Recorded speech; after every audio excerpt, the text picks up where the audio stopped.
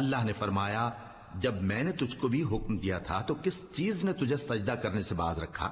اس نے کہا کہ میں اس سے افضل ہوں، مجھے تو نے آگ سے پیدا کیا ہے اور اسے مٹی سے بنایا ہے۔ فرمایا تو بہشت سے اتر جا، تجھے شایع نہیں کہ یہاں تکبر کرے، پس نکل جا کہ تو ذلیل لوگوں میں سے ہے۔ اس نے کہا کہ مجھے اس دن تک مہلت عطا فرما جس دن لوگ قبروں سے اٹھائے جائیں گے۔ فرمایا اچھا، تجھ کو مہلت دی جاتی ہے۔ بولا کہ مجھے تو نے گمراہ کیا ہی ہے، میں بھی تیرے سیدھے رستے پر ان کو گمراہ کرنے کے لیے بیٹھوں گا، پھر ان کے آگے سے اور پیچھے سے اور دائیں سے اور بائیں سے غرض ہر طرف سے آؤں گا، اور تو ان میں اکثر کو شکر گزار نہیں پائے گا۔ اللہ نے فرمایا نکل جا یہاں سے پاجی مردود، جو لوگ ان میں سے تیری پیروی کریں گے میں ان کو اور تجھ کو جہنم میں ڈال کر تم سب سے جہنم کو بھر دوں گا۔